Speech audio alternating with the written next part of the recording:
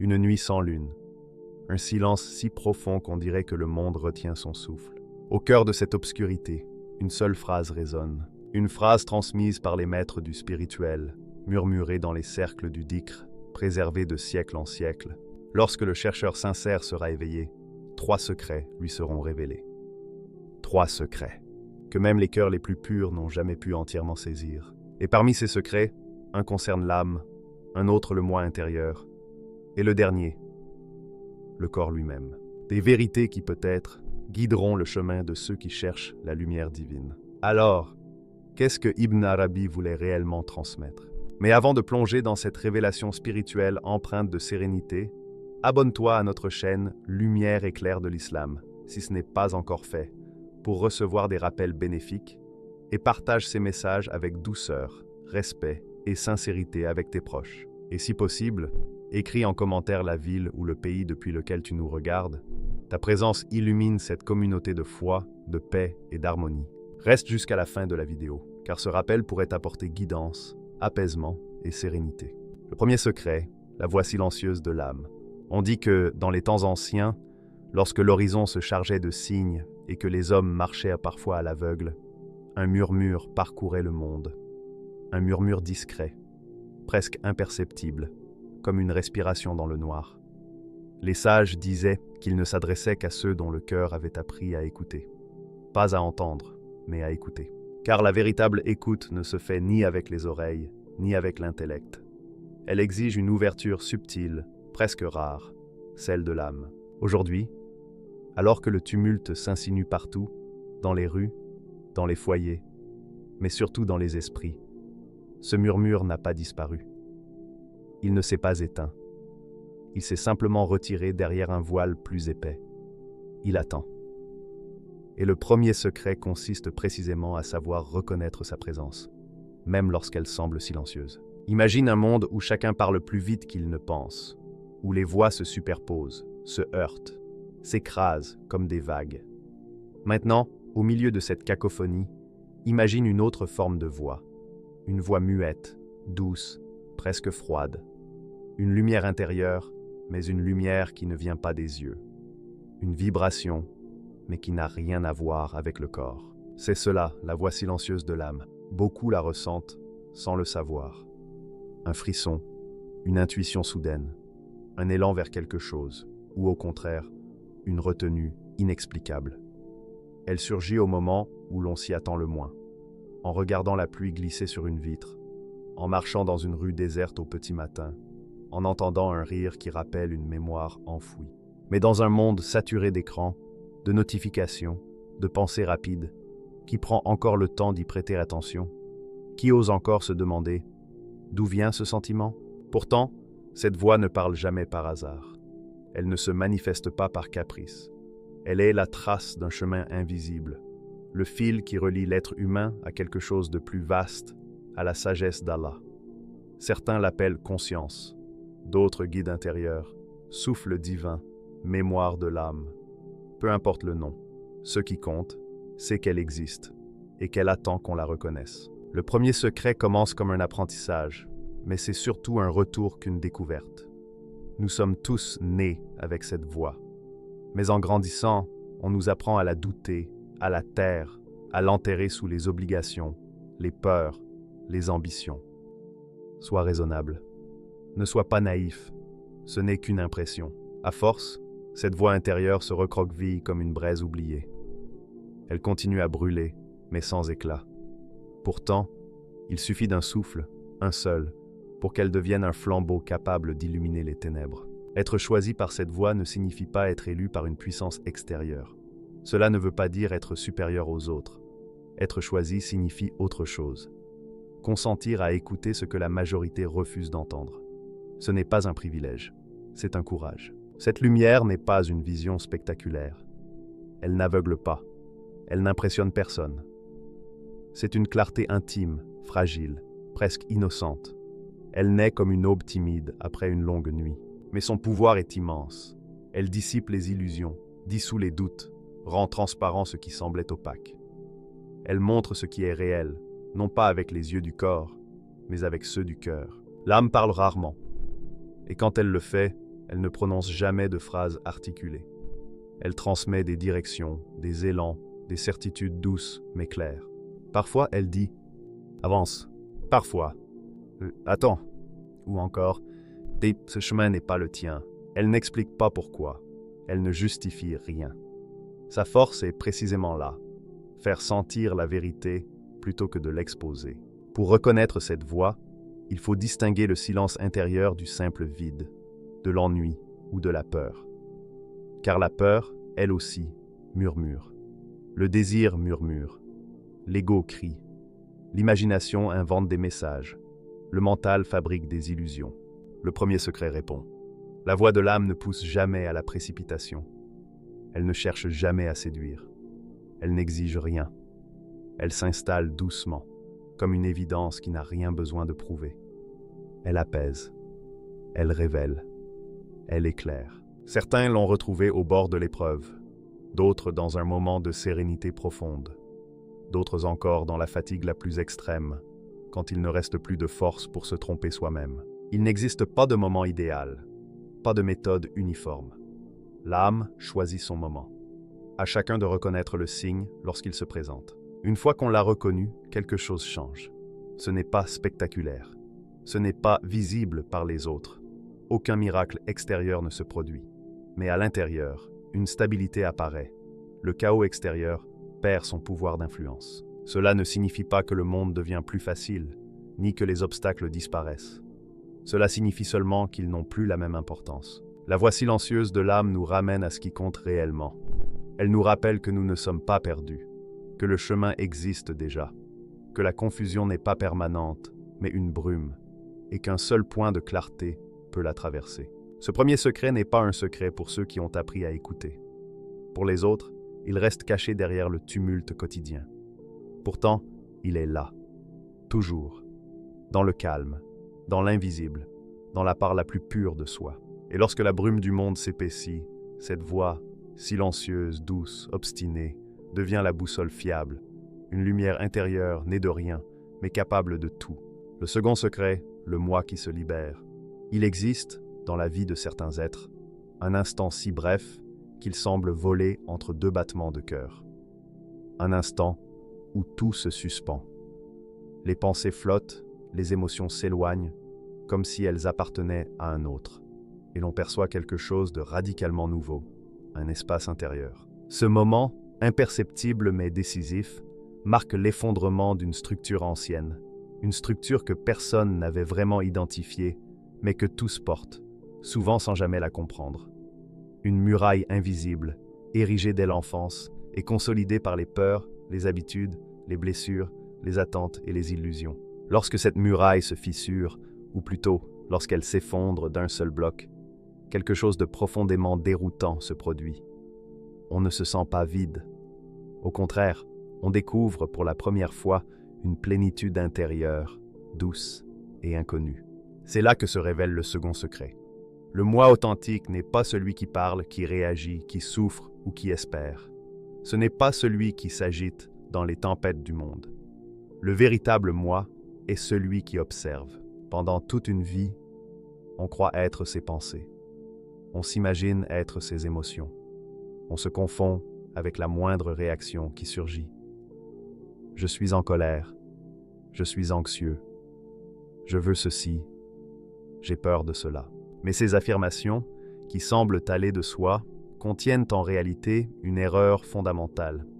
Elles identifient l'être profond avec ce qui n'est que mouvement passager. La colère passe, la peur passe, le désir change, la joie elle-même se transforme.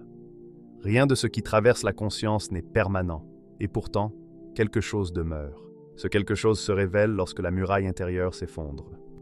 On découvre une présence silencieuse et stable, qui ne réagit pas, ne juge pas, ne commente pas. Elle observe, elle témoigne, elle voit tout, absolument tout, sans être touchée par le tumulte. Le second secret n'est pas facile à accepter. Il bouleverse. Il déstabilise l'ancien mode d'existence, celui où l'on croit devoir être ce que l'on ressent ou ce que les autres attendent. Comprendre que cette identité est un assemblage, une construction, parfois une illusion, demande un courage particulier. car la découverte du moi véritable n'est pas une simple idée. C'est une transformation intérieure. Ce moment n'est pas une catastrophe émotionnelle. C'est une réorganisation de la perception. On se rend compte qu'il n'est pas nécessaire de réagir à tout ce qui survient. On n'a pas besoin de lutter contre chaque pensée, ni de s'accrocher à chaque émotion. On apprend à se tenir derrière tout cela, comme un spectateur lucide dans le théâtre de sa propre vie. Ce n'est pas une fuite, ce n'est pas de la dissociation. C'est la première fois qu'on est véritablement présent. Avant cette découverte, la vie intérieure ressemble à un océan agité où l'on croit devoir suivre chaque vague. Après, on réalise que l'océan n'est qu'une surface et qu'en profondeur règne une paix que rien ne peut troubler. Le moi véritable appartient à cette profondeur. Il n'est pas influencé par les opinions. Il n'est pas blessé par les critiques. Il n'est pas gonflé par les flatteries. Il ne dépend ni du passé ni du futur. Il est simplement là, immuable. Cette stabilité donne naissance à une force intérieure extraordinaire. Celui qui sait qu'il n'est pas ses peurs n'est plus dominé par elles. Celui qui comprend qu'il n'est pas ses désirs cesse d'en être l'esclave. Celui qui voit qu'il n'est pas ses colères ne laisse plus celles-ci décider de ses mots ou gestes. Le monde extérieur, avec ses crises et ses distractions, perd une grande partie de son pouvoir dès que l'on cesse de s'y identifier. Le second secret n'enseigne pas à fuir le monde, ni à s'en détacher de façon stérile. Il enseigne à se libérer intérieurement pour le traverser sans se perdre. Dans les périodes de confusion, lorsque les illusions deviennent nombreuses, cette lucidité intérieure devient essentielle. Celui qui a découvert le moi observateur, le moi silencieux, le moi stable, avance comme s'il possédait une armure invisible. Ce n'est pas une armure contre le monde, c'est une armure contre soi-même, contre les impulsions, les illusions, les blessures anciennes, tout ce qui fait vaciller la conscience lorsque l'on s'identifie trop à ses émotions. Le moi véritable n'a rien à défendre, rien à prouver, rien à gagner ni à perdre.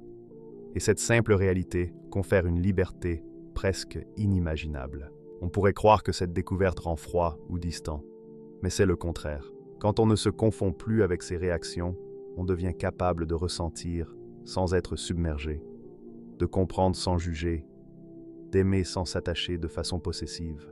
La présence intérieure devient claire, disponible, ouverte. On cesse de chercher à exister à travers le regard des autres. On commence à exister par soi-même. Ce second secret est un pivot, un basculement, une métamorphose silencieuse, invisible de l'extérieur, mais qui change tout. Car dans un monde qui tente sans cesse de modeler l'être humain, de le réduire à un rôle, à une opinion ou à une identité de surface, celui qui connaît son moi véritable devient inébranlable, non par obstination mais par lucidité, non par force brute mais par clarté intérieure. Cette lucidité devient essentielle. On ne triomphe pas par la violence, ni par la ruse, ni par l'intelligence seule. On traverse la vie en paix lorsqu'on a cessé d'être captif de soi-même. On ne peut pas être manipulé lorsqu'on voit ses propres pensées passer comme des nuages. On ne peut pas être ébranlé lorsqu'on a découvert que le centre de son être demeure intact, même au cœur de la tempête. Ainsi, le second secret devient la clé de toute clarté, la base de toute liberté intérieure, la fondation d'une force douce et stable. Le troisième secret, le corps comme dépôt sacré. Il arrive parfois que certaines vérités, longtemps ignorées, se révèlent d'un seul coup, non par un raisonnement, mais par un éclair intérieur, comme si une porte de compréhension s'ouvrait d'elle-même. Ce moment n'est ni une vision, ni une extase. C'est un rappel puissant, subtil, qui traverse la chair pour atteindre l'essence. Là où l'on ne voit souvent que la matière, muscles, os, nerfs, on perçoit soudain une architecture profonde, un sanctuaire vivant, un espace façonné par la volonté d'Allah. Dans un monde où l'âme est parfois négligée au profit du visible, où le corps est idolâtré au point de remplacer la lumière intérieure, ce rappel s'impose doucement. Le corps n'est pas un maître. Il n'a jamais été créé pour régner, commander ou exiger. Il est un instrument, un dépôt confié, un dépôt sacré remis entre les mains de l'être humain par Allah, avec la responsabilité de le préserver et de le guider avec soin. Cette nuance, responsabilité plutôt que possession, change tout. Elle transforme la perception, la gestuelle, la manière de marcher, de respirer, d'exister. Le corps n'est pas un poids à supporter, ni une idole à servir. Il devient un lieu sacré, où l'âme descend pour écrire son histoire. Alors, le regard change en premier. Les mains semblent miraculeuses. Chaque doigt, un signe de précision divine. Elles ne servent plus seulement à agir, mais deviennent des instruments pour rendre grâce, donner, apaiser. Chaque pas devient une intention, chaque mouvement une offrande. Marcher n'est plus se déplacer, mais laisser une trace consciente sur le chemin de la vie. Le souffle, lui, devient un révélateur. Respirer devient un acte de gratitude, une prière silencieuse, une conversation intime avec la source de la vie. Cette transformation intérieure révèle que les impulsions du corps, envie, faiblesse, excès, ne sont pas des ordres, mais des signaux à comprendre et guider. Le corps n'est ni bon ni mauvais, mais réceptif à ce qu'il inspire, l'âme ou ses illusions. C'est là que le troisième secret devient une clé. Lorsque l'on réalise que le corps attend la lumière pour agir, il peut devenir le lieu de discipline la plus élevée ou du chaos le plus profond. Le corps suit la conscience éveillée, docile, fidèle, humble, prêt à servir le bien et la justice intérieure. Alors, le corps devient un support, un tremplin, un instrument. Il n'est plus prisonnier des instincts, des habitudes ou des appétits. Il devient l'allié de l'âme pour se rapprocher de celui qui l'a créé. Chaque geste, chaque souffle, chaque mouvement devient une écriture. Les mains qui se lèvent en prière, le front qui se pose sur la terre, la colonne qui s'incline, le cœur qui retient un mot blessant, la langue qui choisit la retenue, les yeux qui se détournent du mal. Ces gestes sont des lettres qui tracent une présence intérieure, imprimée en soi, invisible mais indélébile. Même les habitudes ordinaires se transforment. Manger devient un acte de gratitude. Dormir un moment de dépôt de l'âme entre les mains d'Allah. Se lever une renaissance quotidienne. Chaque action est traversée par l'intention, et chaque intention donne une dimension nouvelle à la vie. Le corps n'est pas seulement un dépôt, il est un signe permanent, un rappel que l'âme n'est que de passage et que chaque souffle et chaque battement de cœur comptent. Être le gardien de ce temple vivant est un honneur immense et une responsabilité. Le troisième secret s'installe alors, non comme une idée, mais comme une présence dans la chair, une présence qui éclaire chaque instant, purifie chaque mouvement et transforme le corps en un instrument de proximité avec Allah. Le signe qui déclenche tout. Il est des instants où le monde continue d'avancer comme si rien n'avait changé, et pourtant, pour l'âme, tout bascule. Ces instants sont silencieux, presque invisibles.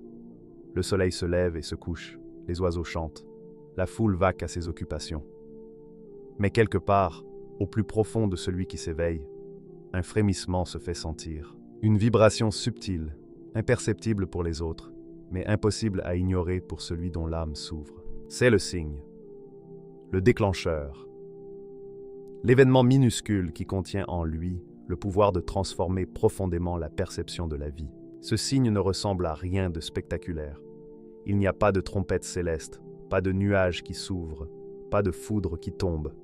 Il peut se manifester sous la forme d'un rêve, fragmenté et étrange, où des symboles se superposent, ou de moments ordinaires, une parole entendue, un souffle, un geste ou un livre ouvert au hasard. Le signe n'est jamais perçu comme important par le monde extérieur. Il se glisse dans les fissures de la réalité, discret comme l'air ou l'ombre. Et c'est précisément cette discrétion qui lui confère sa force. Il n'est pas là pour impressionner, il est là pour éveiller. Au moment où il se présente, on sent quelque chose changer à l'intérieur. Une tension ancienne se relâche, comme si des chaînes invisibles venaient de se briser. Une clarté traverse l'esprit, et l'on comprend, avec certitude, que rien ne sera plus jamais exactement pareil. Le signe marque la jonction entre ce qui était et ce qui sera. Avant, on était un chercheur explorant l'intérieur de soi. Après, on devient pleinement conscient de sa responsabilité intérieure. Non pas responsable d'un royaume matériel ou d'une gloire, mais responsable de la lumière et de la guidance que l'on peut cultiver et transmettre autour de soi. Le signe agit comme un catalyseur. Il réunit les trois secrets déjà découverts, la voix silencieuse de l'âme, le moi qui se libère et le corps comme dépôt sacré. Il ne les invente pas, il les révèle et les rend vivants. Jusqu'alors, ces secrets pouvaient exister, mais leur force demeurait latente. Le signe déclenche leur manifestation dans la conscience et dans le cœur. Chaque apparition du signe est unique. Pour certains, il est doux comme la caresse d'un matin clair. Pour d'autres, il est puissant, comme un choc intérieur. Pour tous, il porte la même signature, irréversibilité. Une fois perçu, il ne peut être ignoré. L'âme le reconnaît immédiatement. Elle sait que le temps de l'attente est terminé, que le chemin intérieur s'éclaire. La lumière qui jusque-là s'était fait discrète commence à briller avec insistance. Celui qui reçoit le signe prend conscience de sa capacité à marcher dans le monde sans se perdre, à rester fidèle à sa lumière intérieure, malgré les turbulences extérieures. Le signe est à la fois simple et immense. Simple, car il peut se présenter dans un geste, un mot, un souffle ou un événement apparemment banal. Immense, car il contient en lui tout ce qui transformera l'existence intérieure et la manière de vivre dans le monde. À partir de ce moment, les bruits du monde ne sont plus décisifs. Ils deviennent un fond, un décor sur lequel avance celui qui sait que sa véritable route est tracée dans le cœur et dans la lumière d'Allah. C'est dans la discrétion du signe que réside sa puissance. Il transforme le regard, le souffle, la marche, le cœur. Il fait passer l'âme de la simple recherche à la pleine conscience. On ne devient pas supérieur aux autres, ni plus fort selon des standards humains. On devient conscient, réceptif, responsable, humble face à l'immensité de ce que l'on reçoit. Et cette conscience rend puissant de la seule manière qui compte vraiment, capable de marcher dans un monde en chaos sans se perdre, de rester fidèle à sa lumière intérieure malgré les tempêtes. Le signe est invisible, silencieux, mais irrésistible. Il révèle la cohérence des secrets et donne un sens profond à chaque souffle, à chaque geste, à chaque pensée. Le poids invisible de la mission. Il arrive un moment où l'éveil intérieur cesse d'être un simple ressenti et devient une responsabilité. Une responsabilité subtile, presque invisible pour ceux qui regardent de l'extérieur, mais tangible pour l'âme qui l'accueille. Ce n'est pas une peur, ni une pression oppressante. C'est un poids de lumière, un poids de conscience et de responsabilité. Lorsque les trois secrets, la voix silencieuse de l'âme, le moi qui se libère, et le corps comme dépôt sacré, prennent place dans le cœur, une gravité nouvelle se fait sentir. Chaque décision, chaque souffle, chaque geste commence à avoir une répercussion invisible mais profonde. La vie n'est plus seulement vécue pour soi. Elle devient un point de convergence, un centre à partir duquel d'autres vies peuvent être touchées et guidées. Ce poids n'écrase pas, mais il impose l'attention. Il appelle à la vigilance. Il exige une présence constante. Il est semblable à une armure de lumière, invisible pour les autres, mais perceptible pour celui qui vit cette conscience. Elle protège, mais elle exige également. Elle ne laisse aucun espace à la négligence ou à l'inconséquence. Chaque pensée, chaque parole, chaque intention devient importante. Le monde, dans sa complexité, attend quelque chose de cette lumière intérieure, la clarté, la stabilité et la bienveillance que l'on peut transmettre autour de soi. L'âme éveillée devient un point d'ancrage pour ceux qui se perdent dans les illusions, la peur ou le tumulte des désirs éphémères. Cette responsabilité est immatérielle, mais perceptible. L'âme sait qu'elle ne peut plus se disperser dans le trivial, qu'elle ne peut plus se perdre dans le superflu. Chaque acte devient sacré par l'intention qui le sous-tend. Ce poids n'est pas choisi. Il est offert par la lumière intérieure elle-même. Lorsqu'on reçoit un don, la responsabilité qui l'accompagne est inévitable. Elle ne se négocie pas, elle se porte. Chaque décision a des répercussions, et chaque instant devient porteur de sens. Pour autant, ce poids n'est pas un fardeau douloureux. Il confère stabilité, profondeur et ancrage. L'âme, autrefois flottante, trouve sa mesure. Elle sait qu'elle n'existe pas seulement pour elle-même, mais pour participer à un dessein plus vaste. Chaque mouvement, chaque respiration devient un acte de présence consciente. Une discipline intérieure nouvelle s'installe. Les silences deviennent des messages. Les gestes simples portent une portée inattendue. Le sommeil devient un temps de préparation. La parole, un vecteur de sens. La marche, un rythme porteur de lumière intérieure. Le cœur apprend à mesurer chaque émotion, à ne rien laisser se perdre, à ne rien gaspiller. Cette responsabilité agit également sur ceux qui nous entourent.